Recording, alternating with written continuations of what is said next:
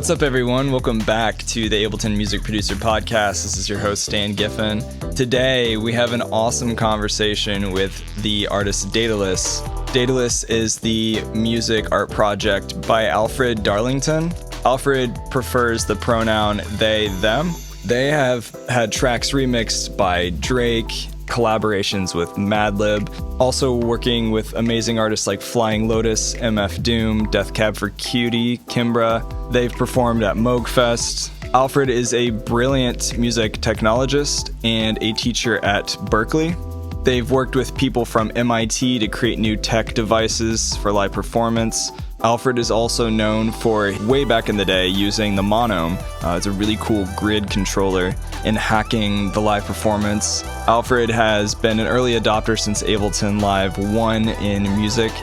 Today, we talk about a lot of great things, such as the future of music technology, what it means to be as an artist, thoughts and ideas on live performance, how artists can create their own unique sound, and a lot of other really good things. So it's a great episode. Daedelus was also on the Mr. Bill podcast recently, episode 99, and that's also a really good episode if you want to follow them and hear some other insights that was not shared on this podcast. But before we jump into today's episode, I want to give a big shout out to the sponsors Melodics for supporting this podcast. Big fan of them. I've talked about them quite a bit on the podcast. If you haven't checked them out or you don't know what Melodics is, it's a desktop app you can download to your computer. It's a really good way just to practice your skills playing on a piano, MIDI keyboard. I love playing with the Push 2. There's a lot of MIDI controllers that are compatible with the software, so you can just plug in and choose a genre that you want to practice, and it'll help you finger drumming, and even with an electronic drum set, just plug that in and practice playing as well. It's a way better version of Guitar Hero for professionals, and I highly recommend the free trial. Just go to melodics.com, melodics.com. And if you want to purchase the full annual subscription and save 20%, then do that with the discount code LPO-20. That's LPO-20. Before we jump into today's episode, if you want to join the newsletter and be the first to know when new episodes come out, go to liveproducersonline.com/newsletter and stay tuned for more great content to hit your inbox. Also, if you don't own the latest version of Ableton Live software, then I'd be happy to save you a little bit of money and go to liveproducersonline.com/buyableton. Would also appreciate you would like, subscribe, follow, share with your friends anywhere you're listening on the podcast.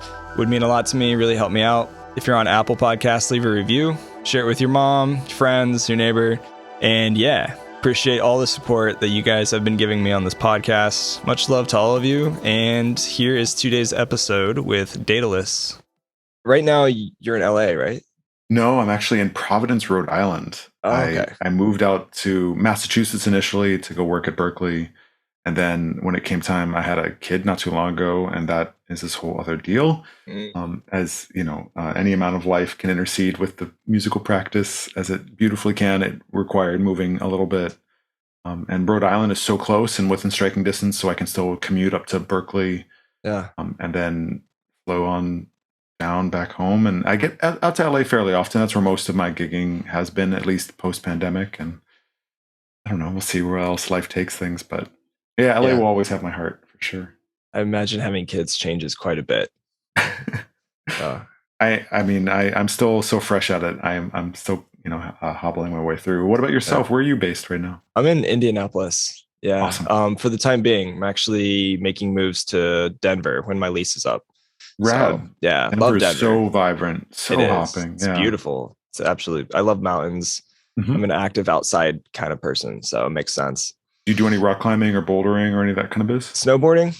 I like snowboarding. Okay. That's big into that. Great. Yeah, you'll be totally taken care of there. Powder for days, all that stuff. Yeah, for sure. It takes a couple days to get used to the elevation, though.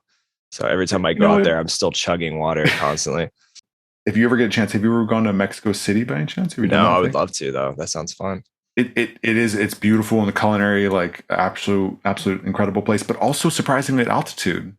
And people don't really think about that. Yeah, no, it's like that crater yeah, exactly. It's on a mountain in a crater and like high up a bit. And it does require some getting used to as well. Dope. Yeah, there's a lot. Someday I'll go down there. Get some. Well, you'll be closer in Colorado for sure. So. That's true. Get some fancy margaritas and hang out. Hell yeah. Well, cool. Thanks again for joining the podcast. For people listening right now, I gave you a proper intro, but I would love to hear more about your musical background, how you got into Ableton Live leading up to that point in your life. So yeah, maybe share a little bit of it. Absolutely. So I am a frustrated jazz musician. I in high school had like the wonderful problem slash gift of being in a jazz group with two now jazz greats, but at the time we were all just, trying to figure out what was up and what was down about the music world. And this was Terrace Martin and Ben Wendell, two saxophonists who have gone on to incredible things. And I'm grateful to still know them as things have moved on. But I was a double bass player and Cool. loving the music, but hating the fact that I was playing dead person music. I was like, in some ways, like the music had never thought about me at essence, which is totally fine and valid, but it just didn't vibrate for me the same way. And so I went to school for jazz for a couple years and realized it's like I can't sustain like this. I need to have more options. And my other love that I never gave like full credence to was this kind of rave instrumental hip hop that was coming out in the 90s. And I had been buying oodles of vinyl without much place to play it. LA was kind of a closed circuit scene. You were either part of it and like raving for life, or you were a frustrated DJ like myself. Yeah. And in that kind of transition towards electronics, and like especially in the 90s version of what a live electronic producer was supposed to be like you were on rails the entire time. Like you would come up with your sound in your set and you would press basically play on your DAT player or your mini disc and like play some squiggly keyboard lines on top of it. Or maybe you had some sync capabilities with the equipment you did have and were able to do some interesting experiments, but it was like kind of pre-programmed. And so my first encounter with Ableton was Ableton 1. Was like, Wow. I The found good my old receipt. days. Yeah, exactly. I found the receipt a little while ago and I was like, oh gosh, Wow. I did that thing. What year But I was was, that? That would have been 2001 or something. yeah, 2001. Exactly. Yeah. So it shows you exactly when I was starting to be, my headspace was really changing from like, okay, I'm producing music. I'm like activated and like trying to contribute to this like miasma that is like the music industry in that moment where like CDs are starting to fail, like Napster's on the rise or whatever else. And it's just, Napster. yeah, this kind of crazy raw moment of experimentation. And I really wanted to play my music. I really wanted to like get this out and in front of people. And up to that point, I was using all hardware sets. And so Ableton showed up. It didn't quite tick my box. It didn't quite do that thing at that time, but it definitely planted a seed of like, okay, there's more. Yeah. There's a possibility. And so subsequently I got into Max MSP. And around 2003, I started using that as the centerpiece of my show. But I was still producing in like Pro Tools. Like I was, It's just in hindsight, like, man, it was such a pushing a rock up a hill every day because it was almost an impossible system. It was just, or is improbable at least. Yeah. And yeah, I'm so grateful that subsequently around 2016, I re-dipped in and was like, oh, this is changed hugely. Like, I've like dipped back in at like Ableton 9 or 8. Yeah. And it's like, okay, we're off to the races. This is all happening. And yeah, I haven't looked back since. It's been my everything.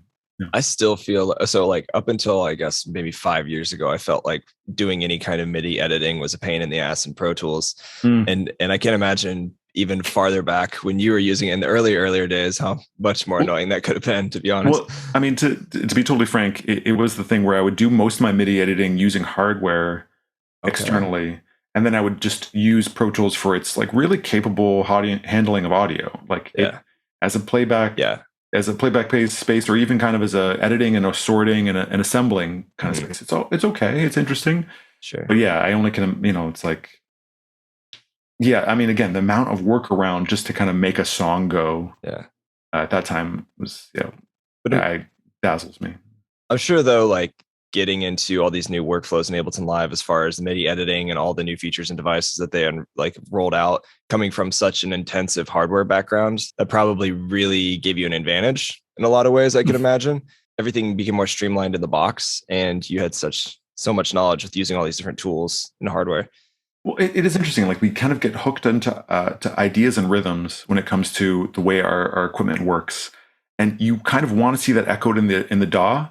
And of course, maybe the better way of approaching this is that the DAW wants to far exceed your expectations and give you a whole bunch of different places by which you can express. And that as you learn and grow, your DAW can grow with you. Of course, your hardware usually can't. There's a few exceptions to this, which I love. But most of the time, the hardware is like operating and you're bending your will to the system. You are trying to fit your fingers into the odd mold of, like, you're talking old drum machines. Yeah. It took so much. It's great that it provided these like immediate sense of sound, but it really does require so much dexterity just to even kind of get a new pattern in place. I only have 10 fingers, so the amount that work can do and the display of my hands is only like as far as it can go. I just remember at times having all this different hardware again to just do like, okay, I have one piece for my rhythm and a few pieces for melody, and then like whatever is kind of sequencing these things together, whatever kind of DIN sync that I had cobbled together. Yeah. And my arms could only reach so far. And so the computer, in some ways, at first, when I first encountered Ableton, it was all to echo these same ideas and just make it over a smaller span of your hand. Yeah. But then it's now grown so much, and I can kind of see how considerable it can kind of be when you start to like get outside of that. And especially because Ableton 11 has like far exceeded my expectations. It really has exploded my concept of what a live show can be. Mm-hmm. And so I've leaned really heavy on that one, but I'm still addicted to like trying to find the places where the kind of brokenness of hardware like makes suppositions and ideas that makes me feel like I'm in a band again, even if it is my 606 or something silly. No, that is really true. And not to jump ahead, but like I was watching a lot of your live performances today on YouTube, just gearing up for this episode. You're like a rock star on that. What is it? The Monom Grid? Grid or 256, because 256 usually is the bigger one, right? That's much larger. It's 16 by 16, so it's still kind of slight because the buttons are really small. It takes people off guard sometimes when they see it in person. They realize like the buttons are really small, and like if you want to hit like row 5, like button 9, it takes a little bit of getting used to for sure. Yeah, for real. That's what it's a lot of buttons. Yeah, it's a handful. But if you think about a lot of the devices we have nowadays, it's actually interesting. Like when Brian Crabtree invented the Monom in around 2002, 2003, it was so outside of the norm, like this kind of crazy grid of buttons. But now buttons are everywhere. Like almost all of our devices give you some kind of section, be it 8x8 or even 4x4, that you can start to, dream into, and how efficient it can be. So I do think grids have kind of won out, which is very satisfying from a longtime grid user like myself. Yeah. But equally, I adore that piece. And I thank you for saying that I do it okay. I just really think I have my own point of view that is, it's just fun to be able to, even as it's the equipment itself hasn't changed radically, but the software behind it has had so many leaps and bounds that has enabled so many more interactions and so many more like button trick press, like deep dive, combos kind of. Mm-hmm. I do feel like I'm slightly playing Street Fighter sometimes, but it's okay. It's okay. At least that's awesome. Newer version. Yeah, I see some MIDI controllers with giant joysticks on them, like the old Atari arcade games and things. Well, and I've also gotten into, and maybe this is something that you encountered when you were looking through videos, I've gotten really into the modular scene. Oh, yeah. Partially because of the available opportunities and options, and also partially because it's not on a DAW largely. It's like something that's away from that space. And so now I have my grids. Drug. Yeah, it's a gateway drug to like money loss and musical ruin, but also like sublime feelings and being totally in control. Yeah, totally. There's an artist called Kill Paris, and he did a presentation at the Denver user group I was asked to speak at last week, and he talked about he's a hardcore modular kind of guy. And I played shows with Kill before. Oh yeah, Corey Baker, super nice guy. Shout out Corey. He was on the podcast a while ago, but he was talking about using take lanes. And that's a game changer, I think, for a lot of modular users, just tracking audio and your ideas and scrubbing the best takes really fast. Because otherwise, it just takes forever, I feel like. 100%. And, also, I felt the same way about when Ableton finally implemented kind of a memory system for ongoing MIDI events. Because I'm using my modular to like destroy audio in certain ways that is useful to have these kind of endless recordings. But equally, the kind of generated material from a flick of a knob or a turn of the kind of esoteric systems that I have, including joysticks. That's the reason I even kind of thought about it. And the way I can derive MIDI data off that isn't your traditional kind of steppage. It's awesome. And it's just, I want to sometimes source back and just grab that move and be able to implement it elsewhere. Yeah. And that's where some of Ableton's, like, something I would have never supposed, I never would have been a feature I would have pointed at as something I'm using in 2021. And yet here I am, like, looking desperately back through this MIDI take, trying to find that move again. Yeah. Yeah. I'm starting to dabble a little bit in the modular world. I'm looking at taking a jump. I'm just not sure what I want to buy yet. My condolences, and it's a fantastic space. I think you'll have a wonderful time. Yeah, I think so too. Did you use CV Tools much? The Max Live device? Yeah, no, I had a brief encounter with Volta, the precursor to CV Tools, which also equally hacks audio in and out boxes to be able to send CV. But I have CV Tools looking at me on my computer, but I haven't gotten down with it. I mean, part of it again is that when I finally got into modular, I did kind of want some of that difference where I wasn't necessarily in full control over the space like I have in the DAW. And so I kind of like that wildness of like, how quick can my hand get there? How quick can I patch something? How much efficiency can I get from the modules that I do have?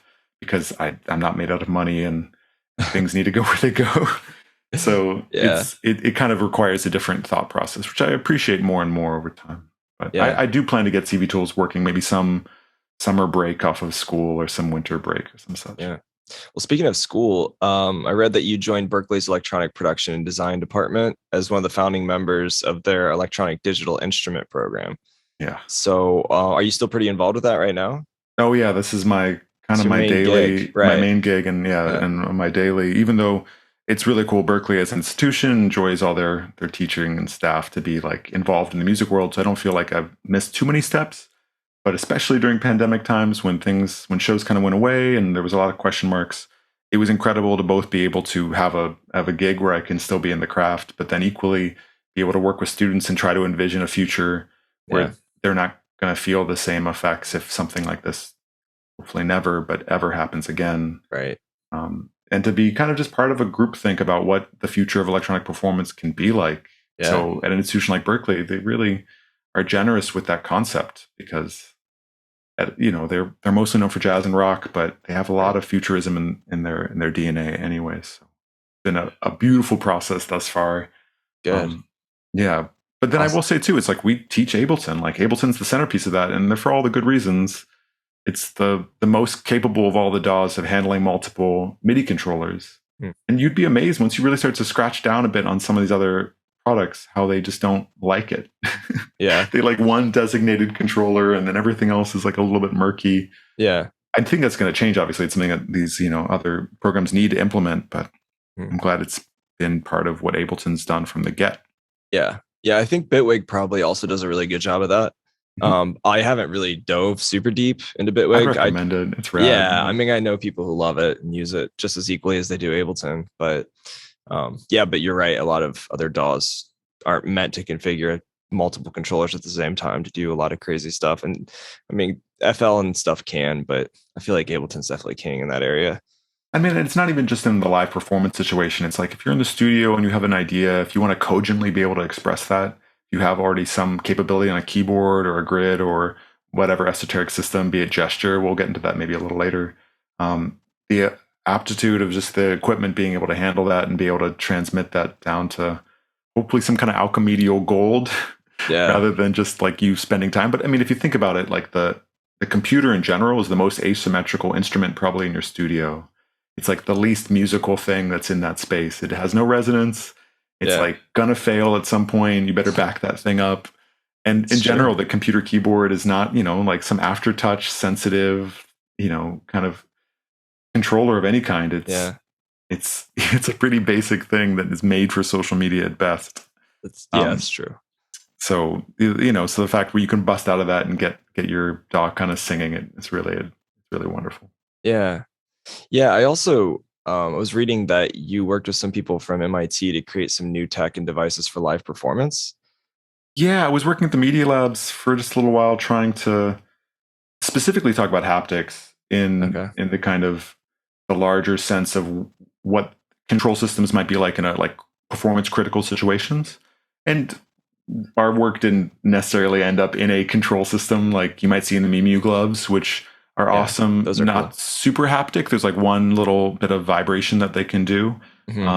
But I think there is going to be a sense of where the future meets reality in terms of like systems that feel satisfying. It's to have things that are non-resonant that can become resonant in your hands, that can become intoned and like can be precise, but also feelingful in that all that kind of way. That I don't know if you've ever messed with like Subpack as a technology. Oh yeah, I've got one next to me. I love it. Right. They actually sponsored Philia, my artist project. Congratulations. So, awesome. thanks. It's a great company. You know exactly what it's like to have that induced like feeling of sound, and how that can totally change what would be like a kind of banal, like off ear environment to being like on body enabled, and you're suddenly in it. And the same thing's true of control systems. I mean, it's funny to think about, like, the piano hasn't changed much in 250 years, and yet we're still kind of trying to bend our fingers in the odd shapes in the isometric system that it presents. With isometric systems and also haptic systems and all these other things, it's like much more in tune with where our body currently is and how we think already, how we're born thinking. It's just going to get better. It's going to get awesome. And you know, that now that MPE is supported by Ableton, even though I'm kind of curious in like the push 2, it seems limited, and we're definitely given a push 3. Like, I can't help but think they're going to somehow put some of that tech front and center in that, right? That's got to be the thing. Yeah, I don't think push 3 is coming out for a long time, but it'll be interesting to see what that next gen is. I mean, I think they got to be making moves though, because they're outspanning themselves. They, you know, there's all this stuff that it doesn't do that that software does now, and so if they're not nimble, if they're not quick on it, then somebody else is going to come along and make, you know, the pushy 2 or whatever, the pushy 3. The pushy 3. Yeah. Well, I think MPE hasn't even really scratched the surface yet. It's still so relatively new. You know, there hasn't been hardware that's built, a lot of hardware built for it. I mean, you got Rolly, and who's kind of sadly, you know, kind of sliding out of the space. They're pushing more towards educational, and KMI has been doing it for a long time. Keith McMullen has been doing MIDI, MPE, implemented devices, and they do a satisfying job of it, especially their soft step, and they have a keyboard control that's awesome. Or the Pro Key 4, whatever it is. But yeah, we need so much more systems like the Mimu gloves, or like those are cool. They're cool, but they're, you know, like $5,000 or something. Are they really that much? Yeah, I didn't know. They're well made though. I'll tell you, they're really well made. Yeah, but that's a thing that's going to keep a lot of people out of the system, out of the situation. And if we know anything about music technology, when this stuff crashes and fails and gets repurposed in interesting ways, that's how we have the 808. That's how we have the 303. That's how we have almost all the groove boxes that Roland made, or, you know, Alesis or whatever else. And Circuit now is having its second legs, partially because it kind of like missed its market ideals at first. And there's all kinds of versions of this, and I would hate to see that happen to anything, you know, from a company that I'm utilizing so much. But maybe that's what's going to have to occur before people come to their senses slightly. Yeah, it blows my mind how accessible music tech has become for people who have never experienced making music in their life. You know, to the point of where you don't have to know any music theory. You don't even have to be able to play a beat physically with your hands or fingers. You can just go. Like, there's so many tools and splice clips, and you are right there with almost everybody. 90% of other people making beats right now. So all you have to know is, like, this is the key I'm in, this is the BPM. You can make music. It's wild. Isn't it fascinating? We did all these moves, the technology to far exceed music theory. Like, you know, just like we're talking about, like the non-tonal aleatoric systems that like really just broke away from the norm. And now we're getting back to a place where it's just like, okay, well, you need to know the relative minor to this major. Yeah, that's it. That's true. I'm in major or minor. I'm done. Yeah. Well, and you come from a pretty deep jazz background. And that's probably given you a huge advantage just in creating music in the beginning with all the collaborations that you've done. You've done a lot of collaborations. I was looking on Wikipedia through all of your releases, and it was stupid. There were so many. I was like, how do you have time to release this much music in the last, 15 years? 20 odd years. I'm still slow though, compared to some of the people I really esteem, people like Madlib or just, I mean, Adam Hart is another artist who's just like, if you look at their discography, they're like 200 deep or something. And I'm like, dang, I'm only scratching like 22, 21. However many EPs and whatnot. I mean, like I got a ways to go. But that being said, I mean, some of it is the technology indeed has been like super central to my process. And even though I might have a little bit of music theory in my back pocket, it's usually me trying to like defeat my ears. the feet, like the headspace that brought me here, and like the countless classes of kind of counterpuntal music theory, or the kind of right and wrong of like jazz solos that are, although interesting and useful, just it's a sound that is made for, like, kind of like I mentioned, like a previous set of ideals and outcomes. I kind of learned a lot from DJing, where and this was kind of my classroom in the end, where you are trying to play your position. If you're the opener on a night, you have a 2-hour set, like the kind of waves of rhythm that are possible, that you're kind of riding with the audience along. That those sets of skills ended up being way more instructional than the kind of way to carry on a solo. But hopefully everything in concert together does make the sound that I am producing. There's no denying. It seems that just from watching your live performances that you build a set in a way to be more visually stimulating, because like the way you're leaning your pad forward for the audience to see, you know, rather than being some mysterious person just smashing buttons that nobody can tell what you're actually doing. You know, it's a whole other thing that happens all the time with DJing. Press play culture. They talk about it. Yeah. The play culture. That's a good one. Yeah. That's true. It is kind of fascinating though, how like this, you'd imagine that with all these new control systems and like how vigorous the technology is, that the curtain would be pulled aside and everyone could kind of just revel in the sound possibilities. But we still have this idea of like the mystique of the artist. And indeed, we're not in an era anymore where you have a DJ who just plays other people's music. It's everyone's the producer, and everyone's the player, even though you know not everyone's the producer, and you know that they're not always playing. But we kind of agree upon this reality. It's true. That's the artifice, and okay. I mean, it works well for those established acts that are like really enshrined. But I like the idea that we have these people coming up where it isn't always that they have a sense of performance in the kind of traditional instrument way, but they have a way that they carry themselves and a way that they embody the music. I think of more Kismet, super young, super exciting. They're not doing the traditional antics of a DJ in the past that would just simply play their music and then kind of pantomime where the drop was. There's like way more involvement, way more engagement. We're all going to be better off for more of that in the mix, and then hopefully also like the instrumentation of a floating point, or people who do bring an instrument onto the stage and do it super well. Bibio comes to mind as well, and obviously all the incredible people who are like bringing back the old school 808s and 909s and like letting the hardware set show up again and kind of revealing it. Sometimes they're still a little bit too much behind a curtain, but I'm really grateful that at least in the techno or kind of house or electro space, there is like this, like, okay, we need the actual sound of that kick in the room for it to be right.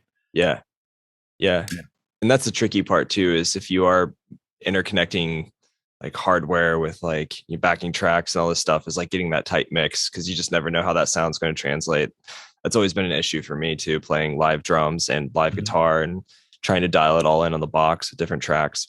I mean, it's together. A whole skill set. It's a reason why people dedicate their entire lives to that one small slice of things in terms of like live audio engineering. And if you can get a little bit of that wisdom and those skills in the mix, you'll do better both in this recording studio, but also in your live situations. It's just totally. There's a reason why it's so engaging and compelling to bring a bit of that spice into That's true. Yeah, no, I think it adds a lot of energy as well to the stage. I know that you have done a lot of collabs in the studio. We talked a little bit about live performance. What is your process like? Do you have like a go-to set of controllers that usually when you start with a song, or like, this is a pretty normal question that's asked all the time, but everybody I talk to seems to have a different answer. Yeah. And I think it's reasonable that they have different answers, because really it's like, depends on the collaborator, depends on the situation. I'm often tasked with being more the producer in the room rather than the instrumentalist. Occasionally I get the thrilling opportunity to like bring out one of these instruments that I have a little background in, or even the controllers as instrument on other people's tracks. And that can make a whole bunch of fun confusion. But generally speaking, I'm like trying to capture the take that they're giving and trying to figure out a way that it can like modulate its energy to fit the kind of production that I'm doing. So oftentimes I'm there during the like dynamic recording process, but then like weeks or months of like turning it over and over till it becomes smooth with the rest of the production. As you probably know all too well, like taking an instrument like guitar with its kind of up and down signal path, or vocals with its limited frequency range, but also like you need that dynamicism that's possible from a take that makes it different than another. And you can't lose that, but you also have to compress it and factor it through dynamics of whatever kind to make it fit nice. Yeah. So it's like, how do you that game of it oftentimes means that I have to be doing a lot of the production work in advance to know the space to which it's going to be reduced to or kind of or inflated to fit onto. That being said, it does start all kinds of ways. I mean, my production path, my own way, like each record I can kind of, one of the reasons why I do feel like I have a little bit of prolificness in my back pocket is because usually I have like a strong point of view, be it like, okay, this record's kind of about drum machines, or this record's about piano sounds, or about compression. I have examples of all of these kind of like reducible ideas, and then also with the framework of like other musical conceits, be it like a theme for the record, or my own kind of life events, or even like shows, like the way that the shows were happening, or how busy a year I had for touring. It totally changes your ear space. Yeah. We're trying to honor that, and then also having an instrument to kind of channel that through, and then hit the DAW, and then see what happens out of that confusion. So I guess I'm often collaborating with myself in that sense. Like I'm kind of trying to find something that's still wild and kind of irreproducible that I can capture and slightly tame enough to fit into a track. Yeah. Yeah, I'm all over the place too. I feel like it's constantly changing depending on like if it's a collaboration, if it's something I'm just trying to come up with in the moment, and I'm not going for a certain vibe. I'm just being playful and just finding new toys, downloading new Ableton packs, finding happy accidents of new sounds, and just sculpting, manipulating them. Yeah. We live in a sound design era where no matter how much you're touching, a granular synthesizer or like really getting neck deep with the sound, it's the actual fact is you are still a sound designing musician, because that's the expectation now. You need to be able to move those frequencies to some critical degree to actually make it like cut through the din that's going on out there in the world. Yeah. No, that's an interesting point too. I find there's more freedom if I start identifying and thinking of myself as a sound designer rather than even just like the name producer, because it seems almost boxed into a genre. I don't know. Completely. No, because with producer, the next word is like what you are producer of. It's like I am making my trip hop, which is not a term that I actually would ever use for myself, but still. Yeah, right. Yeah, what is a genre? We don't even know. Really, it's always changing. I actually teach one of the classes I teach at school is like a drum machines techniques class, and I do it through the lens of genre, and it's super fun to like play someone, your typical kind of deep house beat, and then you move over the snare by like an eighth note, and suddenly we're like in such different territory. And it's like, well, if this is a genre, if a genre is just simply the smallest amount of placement of a hi-hat or of a fill or a snare or whatever this kind of intention is, like how deeply enshrined are we in any of these kind of paths other than just maybe being able to move things over an eighth here, an eighth there, and suddenly we're in totally new territory. It's really fun. Actually, really fun thing that going off of that Seraphin shared at a recent user group event. I don't know if you know Seraphin. He's one of the brand managers down in Denver, or was. And he did a presentation talking about creating grooves. And what he did is he'll create a loop that's, instead of a series of fours, which most times we're producing 4/4 times series fours, he was doing like series of fives. And he would just offset the notes a little bit on the kick and snare, and then he would create a groove. So if you extract the groove from a MIDI clip, then he saved that groove, and then he would throw other instruments into it, and it would just like throw off the snare a little bit and give this really chill hop kind of loose kind of vibe, where in the series of fives instead of fours, it was like changing some of that snare hit and that kick, which is really interesting idea. Yeah, what else is a nice way of mutating that even further is that you can take those grooves, and without committing them to the MIDI, you can actually have them like implied. So using your groove pool on the far left side of your Ableton, open up that little groove pool section, and you'll notice that there's an intensity section, right, where there's like the amount of 0 to 100%. You can't MIDIify any of the groove stuff generally, except for that one part you can add as a control value. And so in the middle of your song, you can actually turn up that intensity of say the implication of like a polyrhythmic 5 or whatever.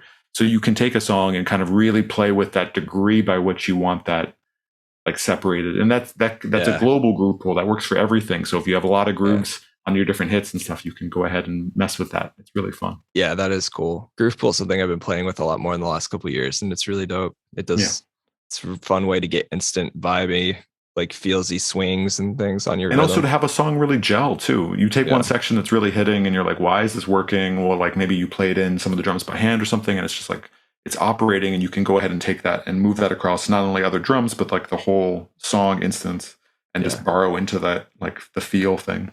Totally. Do you program a lot of your drums? I saw you also had a what was it, a Roland 606, the dramatics? Yeah, a circuit bent 606. Yeah, I think it's pretty. That looks really fun. It's super small and slight, and it's very like probably it's seen a lot of life, and it's really fun to be part of its story now too. Yeah, I've been using it ever since like my first record, so I've been like, it always finds a way on a record. It always seems to be a problem solver or starter, and I love that kind of stuff. Yeah. And yeah, I mean, I do a lot of drum programming. I do increasingly like to have like an in the box workflow that then gets exploded outside of that situation, be it by other players or my hardware. Kind of in that framework of like, I know I'm going to eventually play this stuff live, or I'm going to at least be borrowing into that headspace, and I want to bring that energy to the mix. And so I'll like, fully in the box, and then I'll bust it out through equipment, and then bring that back in and just kind of see where they sit together. That's been a fun process. But in terms of like, I've never really been much of one for like using sample packs, even though I've designed, I guess, quite a few now. It just isn't my workspace. I like this kind of thing of like multiple ways where you can kind of build intensities. MIDI is a perfect example of that. You can have the MIDI note, but then all the ways that it wants to express itself have so much more to do with the probability or the actual velocity, and being able to mess with that in real time, and then kind of continue to mutate it until you get to some place you never could have intended in the first. And then when you bust it out into equipment, then obviously you have this whole other kind of set of conundrums, and then bring it back into the machine. It's super fun. Oh yeah, definitely. Probability was a nice upgrade with Live 11 in the MIDI clip. For anybody listening that doesn't know, it's a new update. Oh no, it's kind of essential, because you can really quickly draw in pretty turgid, normal, like, your 16th note hi-hats, and just have the probability like maxed out. And the things that will spill out, as long as you're willing to kind of record and kind of sift through the instances. I don't know about just leaving it wild, but eventually taming it down to being the takes you want of it. It's great. Awesome. Yeah, definitely. Especially if you route that into another track, like into another MIDI track, and then you do some take lane stuff where you just comp it, those ideas until you find something cool if you're going to audio. Yeah. What about in the box, like in Ableton Live? Do you have favorite devices or instruments or things you normally go to? Yeah, my all-time, there's two. I mean, Wavetable was such an incredible soft synth that they use. And, obviously there's Serum and other programs that are Wavetable based and are useful. But I really like the workflow of it, and I like how it's MPE, and I'll utilize that on occasion, especially even if I'm not using an MPE enabled device.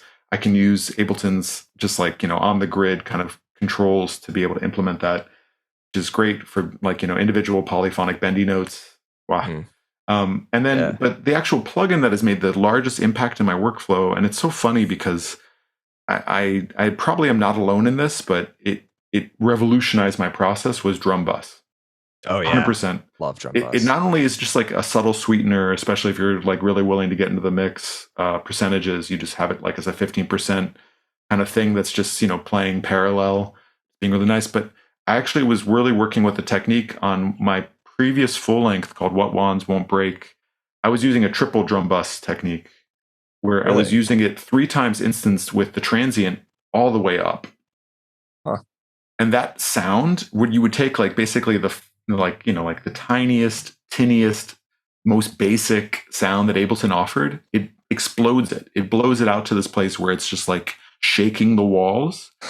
And it is clipping to the nth degree, but you can tame that back to a place where it's just exciting the sound into a place where it's really it's distorting it to a beautiful end. And so that's what really created that entire record, this experimentation with this triple drum bus idea.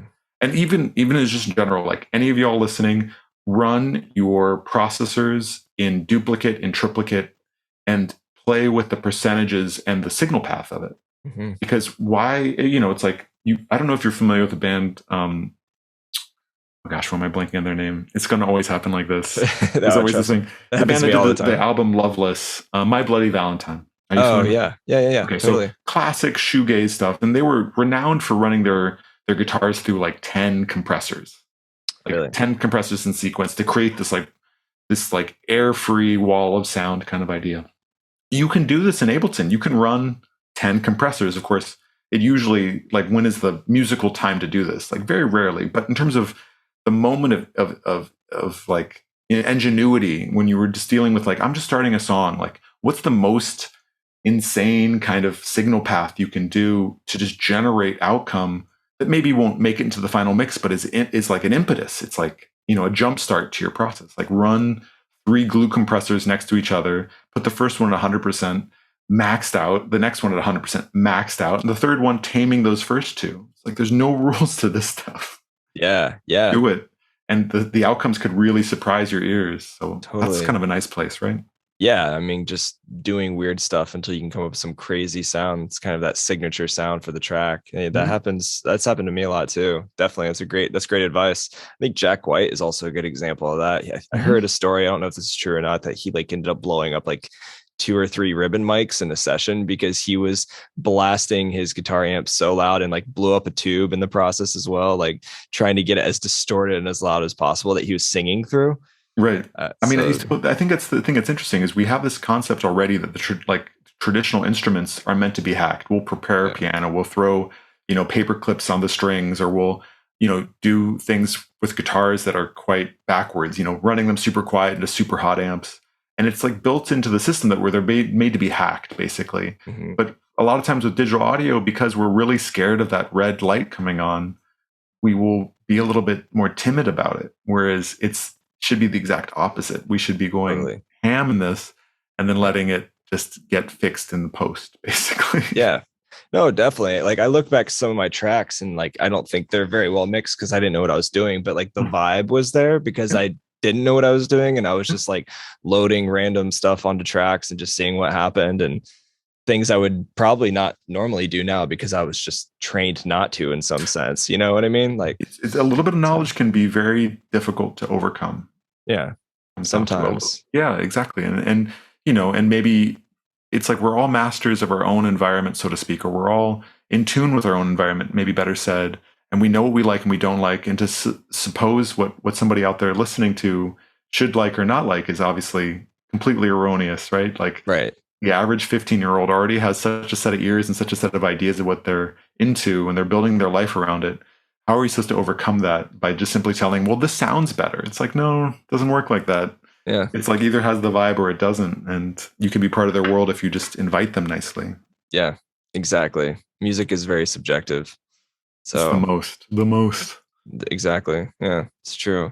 I don't know. I was reading an article the other day talking about how like our bodies are actually made up of like really condensed sound waves, or like atoms or molecules or something like that. And phonons. Yeah, maybe that's what it was. I didn't finish the article, but I just thought that was a fascinating concept. When you go to a show and you're standing in front of a subwoofer and you're like, I actually felt that music. Well, it's actually vibrating like the atoms that make up your body, like, really. So you're really actually feeling it. Changing. There's a lot of theories that like the tuning system we use, the A440, is incorrect in terms of having like this proper mathematical values that would then actually really impart maybe the push of your own molecules, let's say, if we're going to go that far. So this idea of tuning it down a little bit slightly to kind of catch the kind of actual harmonic resonances of things. And I don't know if I put my I'm gonna like start to do that to all my music, but I do appreciate that there's people who are experimenting in that space, and that we have technology that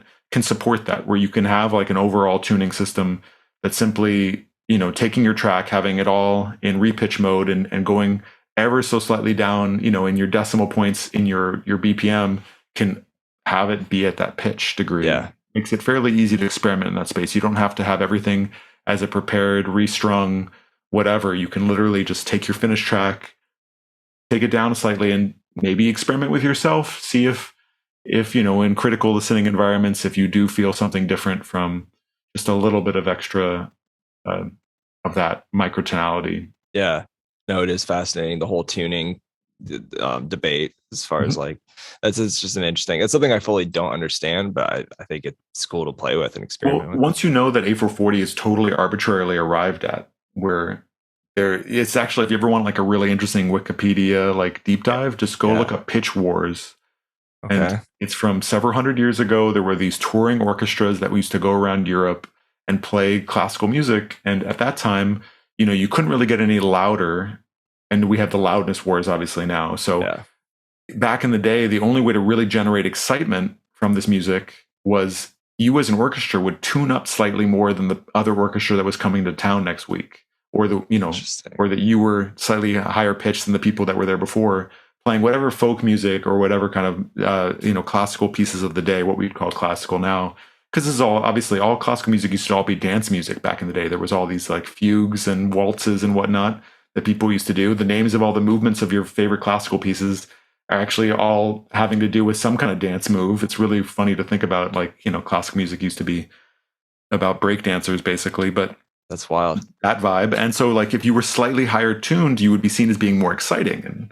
And so this got so ridiculous with like competing orchestras tuning up and up and up that people were dying because strings would break and like hit people in the aortas and like that whole thing. And so there was this quorum called, or whatever, like basically a conference where arbitrarily they were like, okay, this has gone far enough. We've pitched far enough. And like, we're going to stop. Everybody's going to stop at A440. Oh, geez. That's going to be the thing. And of course, there's still like, they didn't have any like mechanical devices to like decide that, but that was going to be the space by which it wasn't too much for the highest pitch instruments, or they would break again. That's pretty crazy. Like, so people were dying from these instruments being pitched up too high and broken strings through their head or something.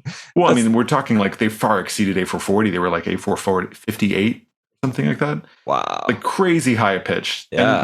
And it, it's so funny to think that it's just like that was the excitement they were allowed. There wasn't any other way of getting louder and other things. That's a crazy story. I've never heard that. It's fascinating. It's really interesting history. Yeah, I'm gonna do some research on that later. What a bad way to go. It's like, how did Johnny die? Well, he did he went out doing what he loves. He did. Oh, that's true. It's a good point. That's so funny. It's too bad it was playing a silly waltz. Right. But hopefully it was his favorite waltz. Right. Yeah. Have you ever heard of the love frequency? I'm sure maybe you have. Exactly. That 528 hertz. Yeah, it's one of those, like, it's supposed to not only be like kind of sympathetically vibrating on your resonances of your body, but also supposedly if you say the word love, it's at that frequency, which seems really know how that's suspect. Possible. Yeah, exactly. Yeah. Seems everybody has really different pitch of voice. Like totally. I don't know. Barry White probably says it love differently than I do. But his hit's pretty good. So let's just it does. But all that being said, there's a lot of hocus pocus, and we're just like anything. People don't really understand music. And so people have gone about explaining these effects in their body, their physiology in all kinds of ways. And I really appreciate that because, again, we know our bodies better than anyone else. And to try to bring some of that wisdom or knowledge to other people, it's like a huge gift. But it is kind of strange. Like, we're still teaching music and music theory that was enshrined hundreds of years ago, hasn't really been tested or hasn't really been questioned. And yet all the instruments have changed. All the ways by which we music and the way it's delivered has changed. Like, why are we still playing by these rules and suppositions from so long ago? Yeah, it's been so widely adopted in Western culture. I think there's no room for it to change, or just the idea of it right now. But it's changing underneath our fingers. Like, hey, when you use a grid, you're not ascribing to an isometric space. You're somewhere else, or a non-isometric space. You are doing other things with it, and just that changes everything. And when I say isometric, I mean like the evenness of the notes. Like, if you play on a keyboard, you play C, boop, boop, boop, boop, you're playing C major. It's really easy. All the keys are really close to you. But as soon as you play C sharp, they're really far away from your fingers. You have to do all this translating, and the key suddenly becomes troublesome. Versus what naturally happens with pitch. Anyways. Yeah. No, that's good. And this is interesting. I can nerd out about this stuff all day. It's actually fun for me. I don't know about for your listeners, but I appreciate you all. Oh no, this is a nerdy podcast. Okay, cool. I've met a lot of listeners on the podcast so far, and they're all there with us. That's one reason I love the push, though, is the isomorphic keyboard. I think it makes it so easy. Just and I play a little bit of guitar, so the fingering's not too off anyway. The first 4 strings, right? Yeah, make it all the same. Yeah, it feels easier, than stretching those fingers, especially if small hands. I feel you on this, and I also just want to say that those of you who haven't considered grid style performance, there's all kinds of ways of doing it. You could be in key, or you can be chromatic. I do want to see people push what we generally accept as being like, most electronic music is in one key, Yeah. It cruises along, maybe 2 or 3 chords. Maybe you get that fifth chord at the bridge, or even with all the sound design possibilities, it's like still these like major triads, minor triads, just like really simple. And I'm not against simplicity, but I think there's all these other colors we can paint with. I always kind of go back to film music, which is also sometimes very sound designed, but can bring and usher in so many other kind of more complex question marks in the listening experience. Now, you could marry that like that deep well of emotion that it's pulling from with dance music, which has such like an immediate response of your body. Getting those two to like work together is awesome. And I think those people who are at the forefront of like the really music enabled, body enshrined, like kind of musics that we, future bass or like rhythm or whatever else that like immediately warrants a response from your body. A lot of the producers that are like way up there, they're already doing these little subtle psychoacoustic tricks that kind of create a little bit more emotional depth, but maybe they're only pushing one button, whereas they have like a whole range of buttons they could be pushing. Yeah. Yeah, that's very true. I'm hearing a lot of similar presets in those genres as well. That's the tough one, right? When you're like, you guys are using the bamboo snare still? Like, still? The other ones, there's other snares. There's a lot of snares out there. You can make your own DS snare in Ableton. I love that thing. That thing's really fun. You can layer that. It's thick. Yeah. Or just use the new Impact. You can just like create model different materials and get. I haven't played with that. It's is it called Impact or Collide? It's Collision? One of Ableton 11. Collision, yeah, that's it. Yeah, Collision's cool. Collision's rad. I haven't messed with enough of it myself, but every time I'm working on anything in drums, I'm always layering some amount of like some other material in there because it just changes the feel. It does. Yeah, timbre and everything. It's nice. Yeah, well, I mean, that speaks to a lot of the music you make as well. And all the listeners out there, if you haven't listened to Daedelus, definitely check it out. And yeah, it's very unique. Your sound, it's got a blend of like organics, and you use a lot of real instruments like a toy piano and some other things. Yeah. And then also mixing it with, electronic elements and some hardware synths and things. And then just really mashing it up. It's a very cool experimental type of hip hop vibe. It's very unique. Yeah. It moves around BPM wise and genre wise. I've definitely flirted with different feels. I like this idea that the records are really kind of made for an intimate listening environment, like really made for headphones or made for if you're off ear to be in like a small group. When I tried to distend that early on to fit across a live show, it was challenging. So oftentimes if you see me live, it'll be a really different experience than the records. And I like that. I like that real change up of space, even though it does require sometimes like production that's only made for the live show.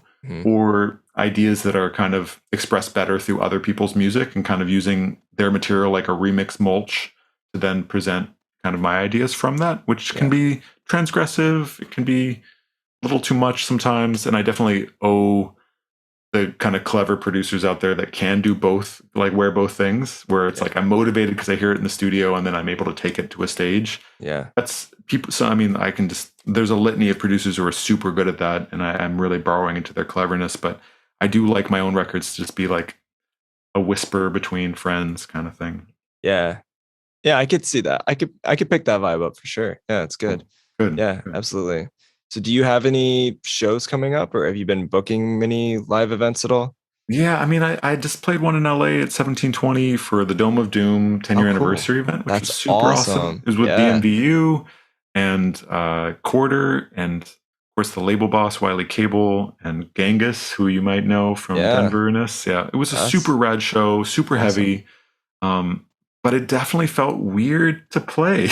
Really? Yeah, was it the first show back? It was not my first show back. It was my first like well-attended show back, or like meant for public attendance. Okay. I had played other shows that were like mixtures of like online and in-person events, and they, it was flirting with bodies in a room moving, but mostly it was like kind of like chiller vibes would prevail, and people were more happy to be kind of masked up and kind of maybe in that kind of hip hop way of like throwing their hands up and not really like getting down. Yeah. And this event at 1720 was really that kind of more for the dancers. Yeah.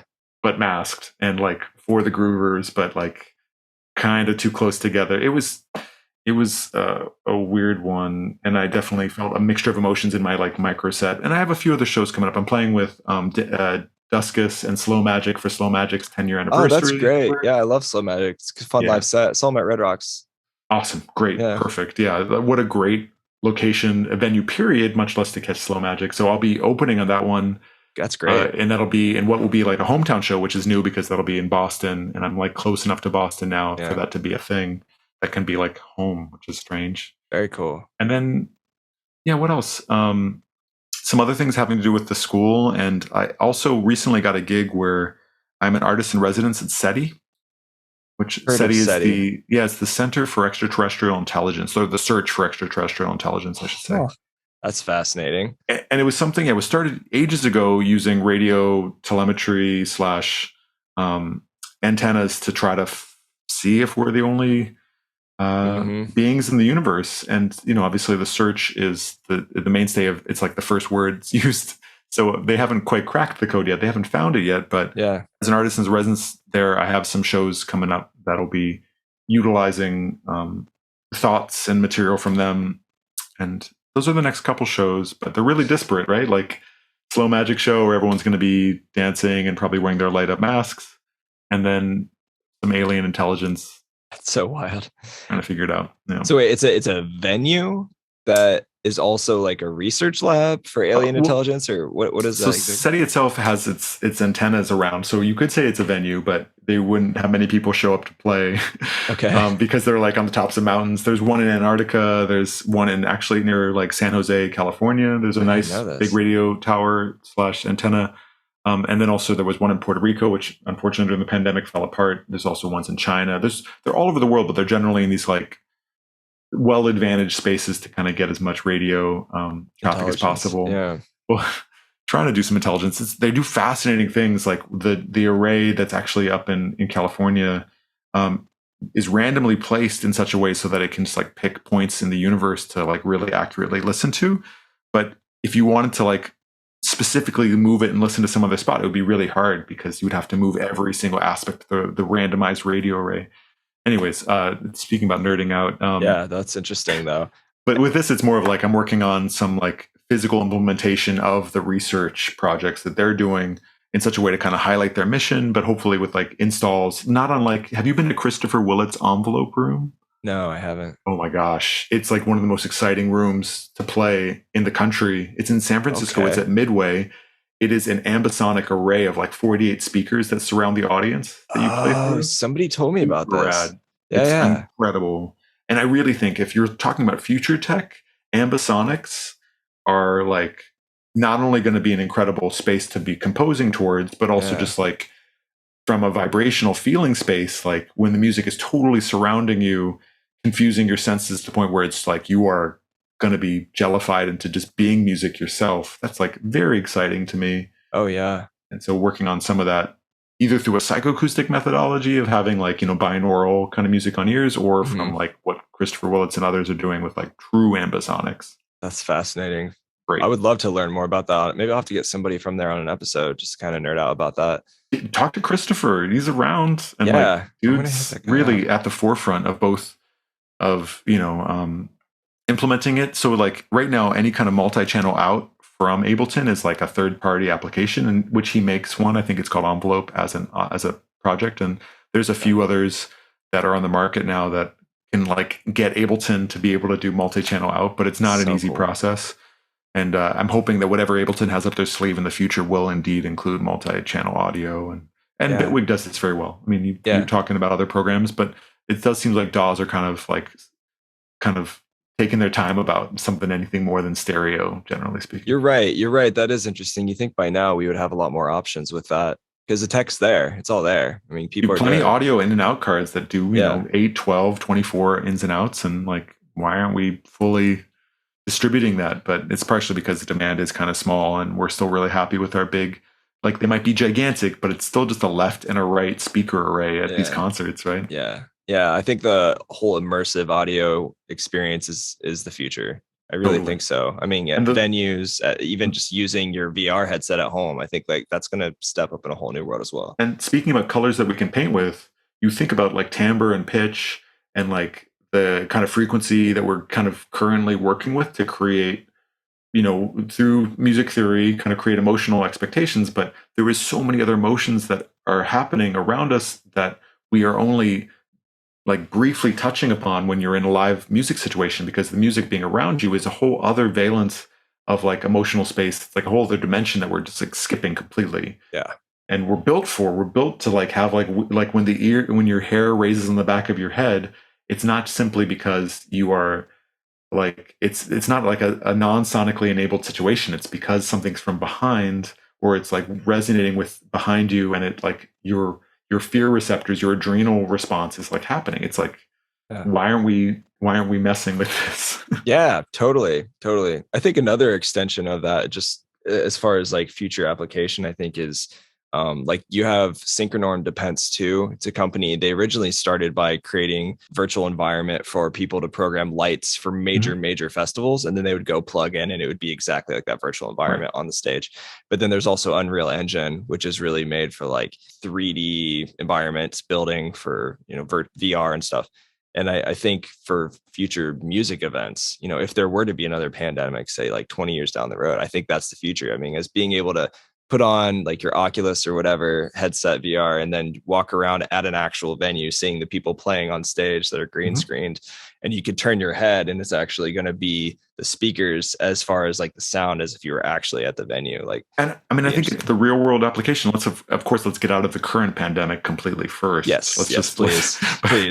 But equally, like, it doesn't have to simply be the recapitulation of the current environment. Like, we could start to paint more boldly in like the inhuman ways that like sound could be, like in ways that we couldn't even imagine until we even start to get to that baseline of like, well, now it resembles real.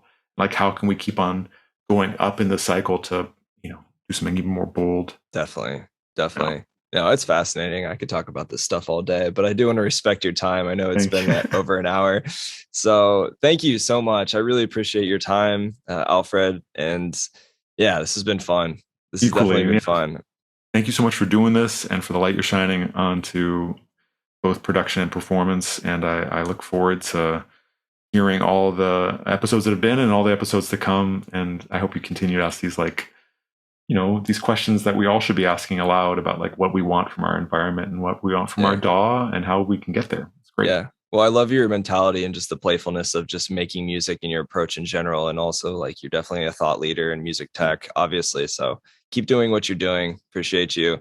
And I'm excited to see the new projects. Good luck with the future shows. You got some really dope ones coming up. Sounds fun. So yeah, we'll be in touch. Awesome. Thank you much. I'll see you later. Definitely. Bye. All right. Peace. Once again, big thanks to Daedelus for joining the podcast. Make sure you follow them in the show notes below. I included all the links to Alfred's music and future happenings. So make sure you check back every Tuesday. I am trying to release an episode every Tuesday if possible. So yeah, every Tuesday check back for new episodes and stay tuned for more. I'll see you later. Much love, everybody.